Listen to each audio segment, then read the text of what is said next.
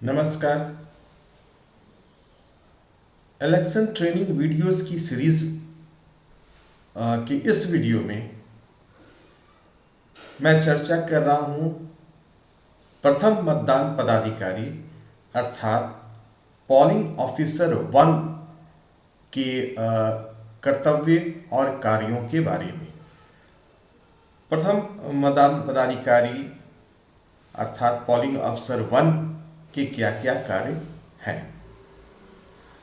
सबसे पहले तो P-1 डे अर्थात पोलिंग के एक दिन पहले पोलिंग ऑफिसर 1 को कुछ होमवर्क करने होते हैं। यह होमवर्क ये है कि वोटर लिस्ट के साथ ASD का एक लिस्ट मिलता है, तो आप वोटर लिस्ट की चिन्हित प्रति में उसमें जो वोटर के क्रमांक का जो बॉक्स है उसमें उस लिस्ट से मिलान करके लिख लें पेंसिल से कि कौन A है, कौन S है, कौन T है। A means absentee, S means shifted और D मीन्स D। क्योंकि अगर ऐसे वोटर आते हैं तो उनका भी मतदान कराना होता है उनकी पहचान सुनिश्चित करके। तो ये तो होमवर्क की बात हो गई। इसके बाद पोलिंग डे के दिन जब 5:30 बजे मॉक पोल होता है, उस समय आपको सहयोग करना होता है, प्रिजाइडिंग को उनके निर्देशों का पालन करना होता है। फिर जब वास्तविक मतदान शुरू होता है तो वोटर लिस्ट की चिन्हित प्रति के आप प्रभारी होते हैं। साथ ही वोटर को की पहचान सुनिश्चित करने की सारी जिम्मेवारी पोलिंग ऑफिसर 1 की ही होती है। वोटर सबसे पहले पोलिंग ऑफिसर 1 के पास आता है। वोटर VIS जो से BLO देते हैं या टोकन लेकर आता है। इस VIS यानी वोटर इंफॉर्मेशन स्लिप या टोकन में उसका भाग संख्या और क्रमांक संख्या लिखा होता है। उस VIS या टोकन से वो वोटर की लिस्ट की चिन्हित प्रति में उसका जो बॉक्स होता है, क्रमांक होता है, उससे वो मिलान करते हैं। मिलान करने के बाद वो जोर से उसका सीरियल नंबर और उसका नाम पुकारते हैं। जैसे 401 रमेश कुमार। अब साथ ही वोटर की पहचान सुनिश्चित करने के लिए वो उससे ID प्रूफ मांगते हैं। तो वोटर ECI द्वारा जो ऑथराइज किया गया है 12 ID प्रूफ का, उसमें से कोई एक लेकर आता है, उससे उसकी पहचान सुनिश्चित करते हैं। साथ ही जब उसने जोर से कहा वोटर का सीरियल और नाम, तो जो एजेंट हैं वो भी उसकी पहचान करते हैं। और अगर कोई ऑब्जेक्शन नहीं करते हैं और आपने पहचान भी सुनिश्चित कर लिया उसकी ID प्रूफ देख के। यहाँ एक चीज़ और मैं कहना चाहूँगा कि ID प्रूफ इन ओरिजिनल होना चाहिए।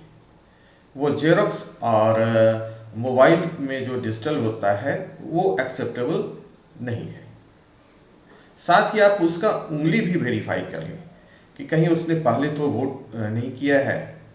सारा सुनिश्चित होने के बाद अब आप उसके जो क्रमांक वाला बॉक्स है उसमें तिरछा लकीर खींचेंगे लाल पेन से डायगोनली। यदि वो वोटर स्त्री है, महिला है, तो उसके क्रमांक को गोल घेर देंगे। और यदि वोटर थर्ड जेंडर है तो उसके क्रमांक पर आप स्टार लगा देंगे। इसके बाद वोटर P2 के पास जाएगा। अब कुछ विशेष परिस्थितियां हो सकती हैं। पहला कि एएसडी वोटर आए, तो एएसडी वोटर जैसे ही आता है आप उसे प्रिजाइडिंग ऑफिसर के पास भेज दें। प्रिजाइडिंग ऑफिसर उसकी जांच करेंगे, उसको वेरीफाई करेंगे आईडी वगैरह से, या जैसे भी करना है वो करेंगे। उसके बाद एक घोषणा पत्र पर वो उसका हस्ताक्षर करवाएंगे। इसके बाद आपके पास वो पुनः उसे भेज देंगे। अब उसे आप नॉर्मल वोटर की तरह ट्रीट करेंगे और वोटिंग उनका होगा। अब एक दूसरा केस आता है कि एक अंधा या निरक्षर आता है और वो अपना साथी लेकर आता है। तो उस अंधे और निरक्षर का जो आईडी का पहचान सुनिश्चित करना है वो आप कर लें। इसके बाद उसके साथी को प्रिजाइडिंग ऑफिसर के पास भेज दें। प्रिजाइडिंग ऑफिसर उससे एक घोषणा पत्र पर साइन करवाएंगे और पुनः आपके पास भेज देंगे, और वो अंधा या निरक्षर उस साथी के साथ आगे बढ़ेगा, P2 के पास जाएगा और अपना फिर आगे का जो उसका कार्रवाई है वो होगा। एक केस ऐसा भी आ सकता है कि आपने जोर से कहा 401 रमेश कुमार। अब इस पर हो सकता है कि एजेंट ऑब्जेक्शन कर दे कि ये रमेश कुमार नहीं महेश कुमार है। तो ऐसी स्थिति में फिर वो वोटर को आप प्रिजाइडिंग के पास भेज देंगे। प्रिजाइडिंग जो उससे संबंधित कार्रवाई है उसकी जांच करेंगे, और जो प्रक्रिया है चैलेंज वोट का, ये चैलेंज वोट कहलाएगा, वो प्रक्रिया वो करेंगे।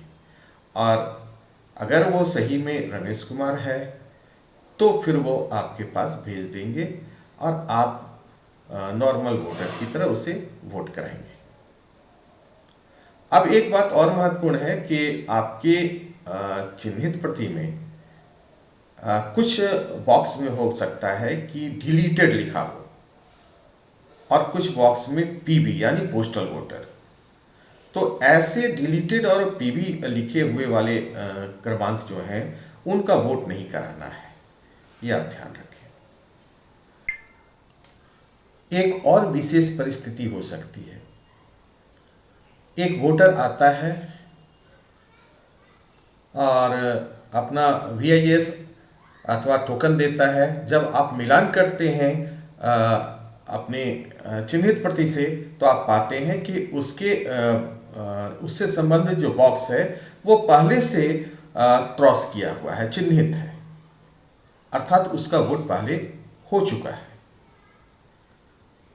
ऐसी परिस्थिति में आप पहचान सुनिश्चित करेंगे। तो अगर अभी जो वोटर आया है वो सही वोटर है, इसका मतलब जो पहले वोट हो गया वो गलत वोट हो गया है। तो अब यह जो वोटर आया अभी, जो आप मान रहे हैं कि सही वोटर है किंतु इसका वोट पहले किसी ने दे दिया है, तो अब इसका वोट मशीन से नहीं होगा, यह टेंडर वोट कहलाएगा और यह वोट बैलेट पेपर से होगा। तो ऐसे केस को आप प्रिजाइडिंग के पास भेज देंगे। आशा है कि जो वीडियो आपने देखा और जो जानकारी मैंने दी इस वीडियो में वो आपको पसंद आएगा और आपके मतदान की प्रक्रिया में आपका सहायक होगा। यदि यह वीडियो प्रिजाइडिंग ऑफिसर देख रहे हैं या P3 देख रहे हैं या P2 देख रहे हैं, तो उनसे ये निवेदन है कि वो अपने पार्टी के जो पोलिंग ऑफिसर 1 है उनको यह वीडियो शेयर कर दें। धन्यवाद।